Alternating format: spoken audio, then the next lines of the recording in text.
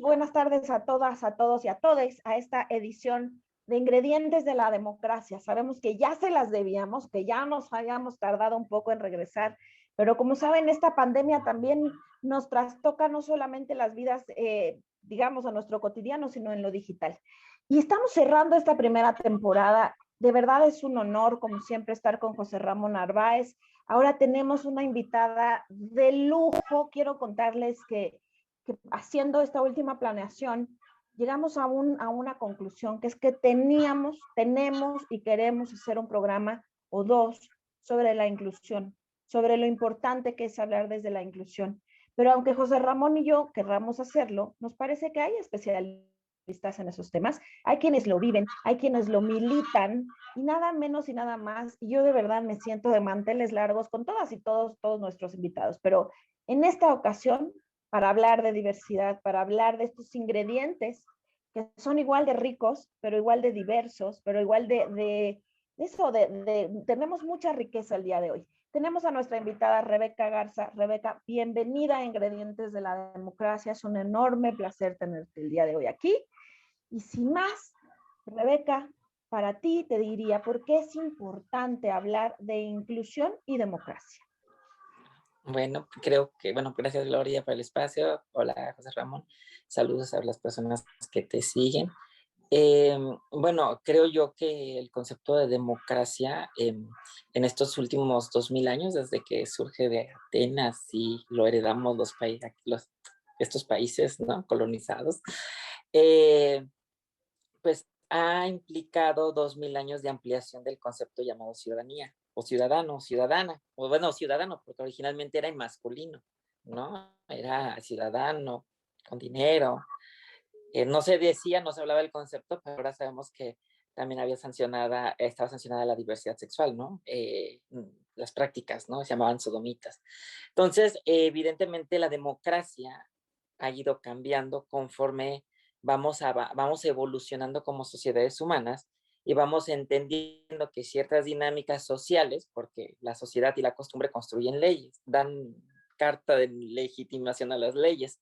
Entonces, en estos 2000 años hemos ido ampliando, principalmente las mujeres, pero eran mujeres cisgénero, ¿no? Las personas que eran esclavas, las personas que no tenían, que no eran terratenientes, pero después, pues, llegamos también, por ejemplo, los pueblos colonizados, los pueblos oprimidos, ¿no? Es decir, va vinculada con los procesos civilizatorios. Y bueno, más recientemente, y no tiene nada que ver con la posmodernidad, sino tiene que ver con este avance de que vamos evolucionando también como especie humana, pues el reconocimiento de otras diversidades, ¿no? Humanas, sexuales, funcionales y corporales, personas con discapacidad, personas de gays, que han sido discriminadas por su orientación sexual o identidad de género, como gays, lesbianas, ¿no? Cisgénero, o sea, que no son trans, bisexuales, pero también las personas trans, transvestis, transexuales, transgénero, las personas no binarias, de pueblos originarios, de identidades emergentes. Entonces, la inclusión involucra a toda la diversidad humana, ¿no? Y hasta dónde está el límite, pues no lo podemos saber, porque creo que la diversidad humana es tan grande como los 7,000 millones y contando de seres humanos que estamos habitando este planeta. Rebe, perdóname antes de que le pase el balón a José Ramón. Yo, como te conozco ya desde hace un tiempo, sé quién eres, pero quien te está viendo no. ¿Quién es Rebeca Garza? Platícanos tú Gracias. brevemente, ¿quién eres? Bueno, soy Rebeca Garza, soy una mujer trans, tengo una maestría en instituciones y procesos electorales, 19 años de carrera por el IFE, Instituto Nacional Electoral. Actualmente ya no. Eh, soy una mujer trans y entonces he acompañado diversos procesos de, de volvernos las personas trans como agentes que tenemos voz y que tenemos la capacidad de nombrar lo que vivimos, y lo que también consideramos que está mal dentro de las estructuras, entre ellas las que históricamente nos han ubicado en un lugar de lo abyecto, ¿no? Entonces, desde ahí, pues me tocó ser una de las redactoras del protocolo, llamado protocolo trans, no lo voy a citar porque es grandísimo, el protocolo trans que es electoral, ¿no? que se aplica desde 2018 en todas las elecciones en México y que ha permitido, por ejemplo, que se repita esta buena práctica en Perú y Colombia. Justamente acabamos de formar el Observatorio Latinoamericano y del Caribe por los Derechos Políticos y las Personas Trans. Ya nos van a escuchar pronto de este observatorio. Soy integrante fundadora de Querétrans, colectiva de personas trans de Querétaro, aquí en 2019. Acompañé el reconocimiento de la identidad de género en Oaxaca, ¿no? Y tanto las dos, la primera para mayores de 18 años y ahora que se aprobó la de 12 años para adelante, a pesar de no estar ahí, estuve acompañando en el foro de discusión. Y bueno, entonces como mujer trans, justamente me atraviesa, como mujer trans y experta en temas electorales, porque pues, tengo 19 años, me atraviesa esto, ¿no? Las elecciones dentro de algo que llamamos transfeminismo, ¿no? Que es que esta mirada feminista, pero que, o sea, recuperamos todo lo que hemos aprendido de los feminismos, pero hacemos un cuestionamiento a la categoría sexo como una categoría que nadie cuestiona, que damos por sentada, ¿no? Pero también con otra patita en lo que se está gestando y que llamamos estudios trans. Un poco esto soy yo. Entonces me arranco, ya quedando claro la maravillosa personalidad de Rebeca. Y bueno, pues todo esto que decías, Glo, sobre la diversidad, la variedad, ¿no? Que Rebeca reafirma en su trabajo, porque eso le va dando más voces a nuestra democracia, va generando una riqueza de perspectivas, de enfoques, ¿no? Esos ingredientes de la democracia.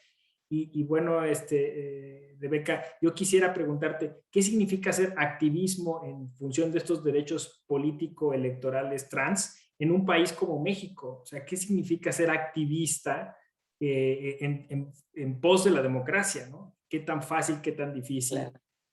¿Quién lo hace? ¿Quién sí lo hace? ¿Quién no lo hace? A ver, voy a hilar dos cositas en esto. Una, se me viene a la mente a Blas Radi cuando escribe serás activista, que a las personas trans, producto de que constantemente se nos vulneran nuestros derechos humanos, entre ellos el de la identidad, o sea, es un derecho elemental, o sea, ¿cómo me nombro? O sea, ¿cómo me nombran? O sea, es como que yo te niegue que tú eres José Ramón y que tú eres un hombre, de ese nivel es. Entonces, para eso, ante la gente se normaliza la violencia, por eso uno de mis ejes es analizar las violencias de género que vivimos las personas. Se normaliza la violencia y parece que se normaliza la narrativa de que las personas trans debemos llevar una vida trágica. O sea, entonces lo comento esto porque justamente cuando pues, se suele pensar que las personas trans solamente tenemos validez como activista, no, o sea, y solamente como activista de la identidad de género, ¿no? O sea, no puedes ser un activista marxista, no puedes, ¿no? O sea, no, o sea, entonces yo realmente, o no puedes ser una funcionaria electoral como yo lo era, ¿no? O sea, o filósofa como es Xiomara McManus, o abogada como es Jessica Marjan, ¿no? Entonces, a lo que voy es de que, pues, así como cualquiera de ustedes, pues, pues como mujer trans, ¿no? Pues también tengo una carrera, una formación que me vuelve especialista en algo. Pero desgraciadamente, y eso atraviesa mucho a las personas trans de diferentes disciplinas, este tema de estar lidiando siempre con el nombre, que nos respeten, o sea, que nos llamen, pues atraviesa lo que hacemos, lo que pensamos y producimos, y entonces se da una suerte como de producción, ¿no? Que puede ser académica, que puede ser en el trabajo, pero que va atravesada con esto y que hemos llamado activismo, ¿no? El momento de que estoy diciendo, oye, respeta mi nombre, ¿no? Y pues te tienes que posicionar en el espacio público, ¿no? Entonces, ¿qué lleva también a la visibilidad? Para ser activista tienes que ser visible. No puede ser de otra manera. Y la identidad de género y ¿no? O sea, también atraviesa un aspecto de la personalidad que es un dato personal, que es nuestro sexo. Es decir, el decir yo soy una mujer trans es una decisión personal que tanto yo puedo optar como hacerla pública o no hacerla pública y que la gente, pues no, si me lo preguntan bien y si dan cuenta también, pero para salirme de esas matrices de violencia ¿no? Entonces, pero siempre involucra tener unas ciertas condiciones, ya sea como de voluntad, es decir, yo decido serlo, pero también a veces esas condiciones se dan, es decir, yo no decido, el contexto me lleva a defenderme, porque es eso o morir. Entonces, comparto esto porque los activismos trans son muy complejos. O sea, no es nada más, por ejemplo, se me ocurre pensar en Kenia Cuevas, ¿no? Kenia Cuevas es una mujer trans, trabajadora sexual, que una compañía, asesinaron a Paola Buenrostro, si mal no recuerdo, y esa situación que fue grabada inclusive en Facebook, la detonó a llevar una ruta que ahorita se identifica como una de las activistas más influyentes, pero hay una situación que en este caso, por ejemplo, no fue que ella dijo, voy a ser la activista, ¿no? Hay otras personas que sí. Entonces, para mí el activismo no debería de ser, porque está desgraciadamente muy vinculado, va moldeado por las violencias, por la negación de nuestros derechos. Y eso es bien triste. Entonces yo más bien, como diría Jessica Marian, no, siempre hay que preguntarnos a las personas trans, oye, en vez de cómo le haces tú para ser activista, sino que el resto de las personas, porque de la violencia, ¿de dónde viene? La violencia no la producimos nosotras, ¿no? ¿Qué hacemos todas las demás personas que no estamos en esos lugares de violencia para, como bien decía ahorita Gloria, que decía, yo soy una crítica feroz, ¿no? O sea, ¿qué estamos haciendo? Porque la indiferencia también es una posición dentro de estas matrices de poder. Y esa posición, que puede parecer neutra, suma o resta, pero no es neutral, aunque aparente serlo. Y Excelente. justamente hablar de esta neutralidad, porque como te decía José Ramón, el contexto en el que vivimos en este país, ¿no? Nosotros estamos en Ciudad de México, creo que José Ramón ahorita en Puebla, tú en Querétaro, o sea, los estados en los que vamos fluctuando tienen una constante. Pareciera que la Ciudad de México es una isla en la que hay derechos y todo está maravilloso, cosa que quienes la vivimos sabemos que no es cierto, ¿no? Que no es lo mismo la Roma que Iztapalapa, ¿no? Hay un mundo de diferencia. Pero, Rebe, a ver, aquí también tenemos mucho un trabajo de acercamiento con las juventudes que les va interesando los temas de democracia. ¿Tú qué le dirías precisamente a estas juventudes que están empezando a hacer activismos diferentes, como bien nos lo dices, en lo digital, en las calles? ¿Tú dónde miras este activismo de la diversidad? No tanto de lo trans, pero digamos atravesado por lo trans, pero de la diversidad. Ay, esta es una pregunta que no me había planteado nunca, Gloria, pero fíjate que yo lo que veo es que como nunca, por lo menos yo en mis 43 años, había visto que el tema de lo trans, o sea, lo trans en todos los aspectos, derechos humanos, o sea, desde algo que puede ser como vida y estilo, pienso en Victoria Volkova, ¿no? Algo bien G como Ofelia Pastrana, pero algo a un nivel muy filosófico como Shobak McManus, o algo sumamente que te toque el corazón como Lía García, o una poesía hermosa como Daniel Miscup, y se hablan de puras personas trans en México, ¿no? Eh, o sea, lo que quiero decir es que uno, creo que sí hay que mirar a donde no solemos mirar. Por ejemplo, si todas esas personas yo me he mencionado no son muy desconocidas, entonces yo invitaría como que a acercarnos, porque desde ahí se está haciendo, yo más que activismo pienso en resistencias, ¿no? O sea, se resisten desde el arte, se resiste desde la academia, ¿no? Y se produce conocimientos y experiencias, porque eso es lo que yo creo que pondría como una característica muy importante de estos activismos. Me enfocaría mucho en otras, que es la que yo he estado estudiando, que es el volvernos sujetos que reconocemos nuestra autonomía, ¿no? De decir, ya no son los 90s, ni los 80s, ni los 70s, donde venía una persona que no era trans, ¿no? Con su cédula de maestría en antropología o doctorado, a sacar una tesis y a explicarnos, pues, qué onda con lo trans, ¿no? O sea, o utilizarnos como objetos de estudio. Entonces, justamente se ha dado desde los 90 este giro de decir, no, o sea, somos sujetos de derecho, pero también somos sujetos que tenemos autonomía también para producir, o sea, identificar nuestros saberes y conocimientos y producirlos. Entonces, creo yo que esa es la principal característica que yo identificaría, y evidentemente se adapta a los tiempos actuales, ¿no? Hay bandita haciendo TikTok TikToks trans, de todo tipo, desde lo más serio hasta lo más chabacano, pero abordando temas como identidad de género, expresión de género, qué onda con los discursos trans excluyentes. Hay en Twitter, hay quienes dibujan, hacen cómic, como en España hay una compañera que no me acuerdo su nombre, ¿no? Pero hay de todo. Hay activistas de trabajo sexual con lo trans, hay activistas que les atraviesa lo trans con lo no binario, lo trans con, con las neurodivergencias. Es decir, también es un poco como, creo yo que ya no es como antes, donde lo trans era como una sola, unidimensional, aterrizado a lo que llamaríamos identidad sexual, sino reconociendo todos los ejes que nos atraviesan. Y entonces hay también desde lo decolonial, antirracista, anticapacitista, vegano, ¿no? Hay de todo. Entonces, y así como en los muchos feminismos, ¿no? Hay muchas corrientes. Algo parecido, de hecho, yo no hablaría de, ya más que activismo trans, yo pienso, querida Gloria, en movimientos políticos trans, y lo digo en plural. Excelente. Fíjate que ahora que estabas hablando, Rebeca, pensaba yo en este concepto de Jorge Palacio que se llama subjetividades holográficas, ¿no? Él dice que hay distintos hologramas que se sobreponen en las personas, ¿no? Complejidad al interior, complejidad al exterior. Un poco la teoría de las cuerdas de la física cuántica, ¿no? O sea, nosotros estamos atravesados por diferentes dimensiones y tenemos dimensiones distintas, ¿no? Y curiosamente, ahora el ordenamiento constitucional o la Constitución dice que el derecho debe pensar en las personas, ¿no? El principio pro persona, dicen los abogados, pero es cierto, la democracia tiene que pensar en cada una de esas personas en sus múltiples dimensiones, ¿no? Entonces, esto, bueno, los teóricos le llaman interseccionalidad, ¿no? O sea, que se van como mezclando todas esas diferencias en una sola persona.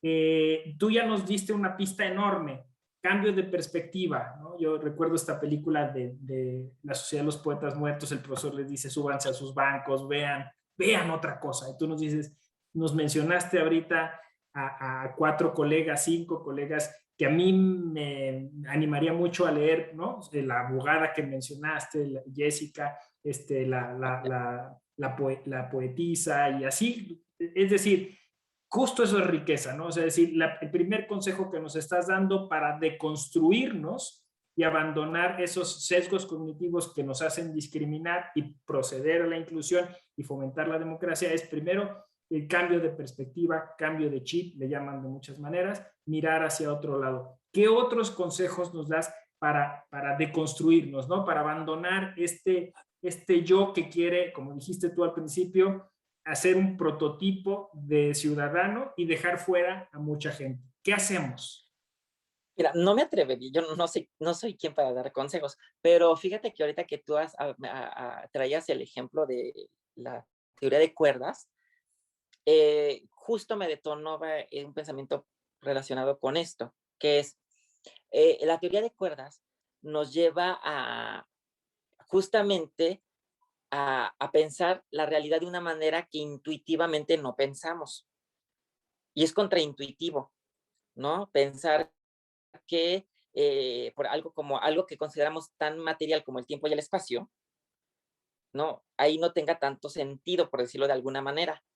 Y hago el ejemplo porque a ese nivel, desde mi punto de vista, por ejemplo, lo trans, desde una mirada, ojo, cuando digo trans puede tener 3 significados. Lo identitario, que es la que hemos usado normalmente, como trayectoria de vida para distinguir, por ejemplo, una trayectoria de vida que no es trans, como llamamos cisgénero, con la trans, ¿no? O sea, y ubicarlas en contextos complejos de violencia. Pero está otra como un adjetivo para calificar movimientos sociales o movimientos políticos trans, pero también producción de conocimiento, de que he hablado y que hemos llamado en algunos lados estudios trans.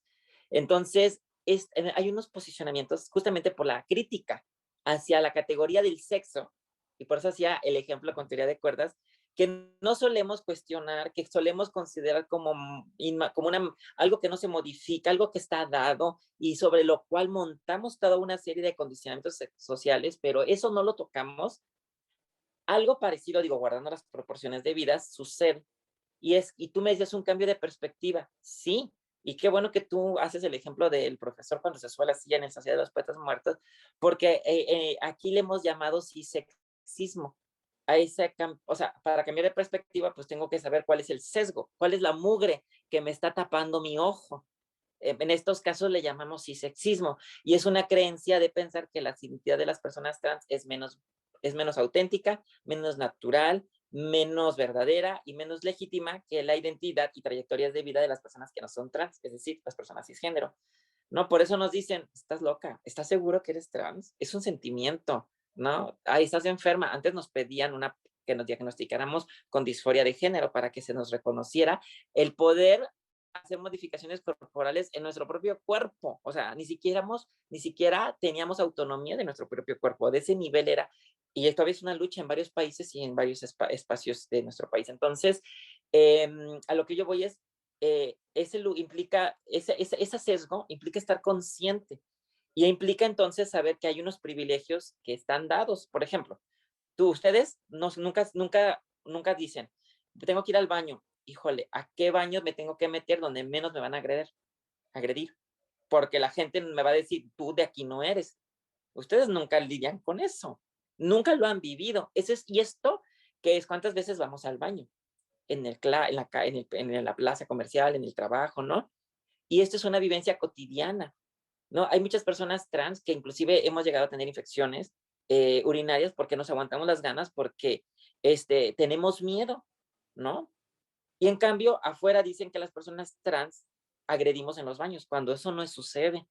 Entonces, esto le llamamos privilegio cisgénero, el que cuando vas a entrar a un proceso que implique identificarte, o sea, mostrar tu creencia, por ahí nos conocimos Gloria y yo con el protocolo trans, o sea, que implica algo que es tan simple, que si te tengo que identificarme, la mayoría dicen, con que me reconozcan mi firma ya la libré, ¿no? Pero aquí nosotras vamos y digo, híjole, a ver si reconozcan mi nombre, a ver si reconocen mi sexo, a ver si no me llaman a la policía y dicen que esta no es mi identidad y yo estoy usurpando una identidad.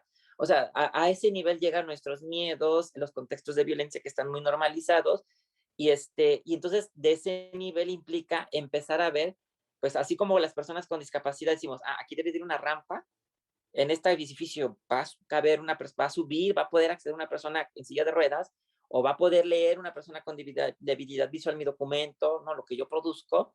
O sea, hay que pensar que no todos los humanos accedemos a la vida o nuestras experiencias tienen los mismos marcos de interpretación y de análisis, ¿no? En el caso de las personas trans, el hecho de haber transicionado nos lleva a experiencias que ustedes no viven y difícilmente vivirán, a menos que, por ejemplo, pasa con mujeres cisgénero, Gloria, que de repente, por ejemplo, en una española, una actriz española fue agredida porque pensaron que era una mujer trans, ¿no? Porque no cumplía, no era tan femenina, ¿no? O sea, entonces, esta violencia cisexista no solamente va contra las mujeres personas trans, va contra cualquier cuerpo que no se ha leído de acuerdo al sexo con el que se supone se tenga que identificar.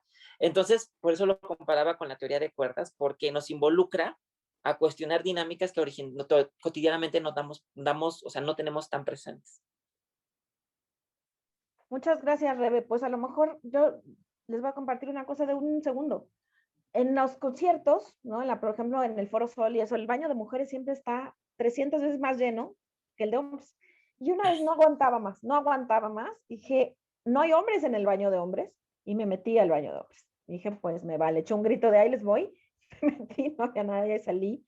Y la forma en la que me vieron, no los hombres, las mujeres por haber osado meterme al espacio masculino, solo con esto que nos dices y esa probadita que yo tuve de decir, ay, comper, porque el mundo está hecho por hombres. Y si no, vean los baños, vean cómo están diseñados los baños, cuántos baños hay para una mujer, cuántos hay para los hombres, en fin. Rebe, vamos llegando al final. Te vamos a hacer la pregunta del millón y que tiene que ver con el nombre de este programa, que es Ingredientes para la Democracia. Imaginándonos que vas a hacer, ¿qué es lo que te gusta más? Un pastel, una ensalada, una pasta. Yo te veo cara como que harías una muy buena pasta. ¿Qué ingredientes, cuando hacemos la pasta, vamos poniendo nuestros ingredientes, nos los inventamos? Yo soy una fanática de cocinar y nunca cocino con recetario, siempre le voy poniendo lo que se me antoja. ¿Qué ingredientes tendría para ti ese plato llamado democracia? Pues yo diría mucho diálogo, diría igualdad, pero agregaría un tercer ingrediente, bueno, que es mucha empatía.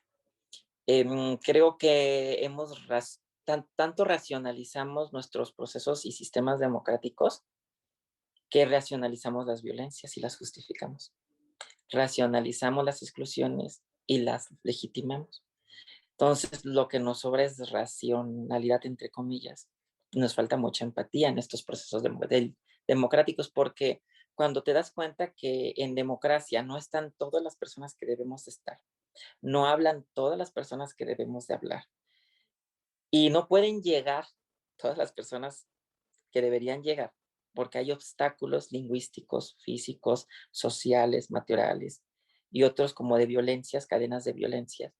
Entonces, a eso pienso, ¿no? Como igualdad. Si no están esas condiciones, creo que no tenemos una democracia. Pudiéramos hablar también de derechos humanos, pero inclusive los derechos humanos son insuficientes, como ya se han demostrado, ¿no? Si no hay esta mirada de no perder de vista que la otra persona que está enfrente mía es igual a mí no quiero decir esencial, porque no me gusta mucho esa palabra, pero en la dignidad que nos caracteriza como seres humanos. Pues muchísimas gracias, José Ramón, como siempre. Un placer convivir el día de hoy contigo. Rebeca, qué ganas que este programa durara como esos viejos programas de las noches que duraban toda la noche y a veces parte de la mañana, porque podrías platicarnos tantas cosas. José Ramón, si gustas decir algo brevísimo para cerrar. No, pues encantado y como dije al principio, venía a aprender, aprendí mucho y me quedo con ganas de seguir aprendiendo y de generar además este contexto de empatía del que hablaba Rebeca. Gracias. Bueno, nada más para despedirme, Gloria, Por favor. invitaría a las personas que quieran enterarse más sobre el tema. Tengo un blog que se llama rebecagarza.net. Ahí encontrarán mucha información sobre el tema trans. Y bueno, trato de estar en todas las redes sociales, ¿no? Pero también pueden encontrarme en Queretrans. En particular, si alguien quiere acercarse a un directorio, ¿no? De personas médicas para acompañarse o de psicoterapeutas, por ahí también les podemos acompañar porque justamente hay una ausencia de espacios seguros para las personas trans. Muchas gracias, Rebe. Nos encargaremos de que todas tus redes, todo lo vamos a poner en nuestro canal de YouTube. Muchas gracias a quienes nos acompañaron, nos van a acompañar, nos van a ver. Este no es un programa en vivo, pero lo vamos a sacar muy prontito y les daremos mucha difusión. Muchísimas gracias. Y esto fue un Ingredientes de la Democracia más. Hasta pronto.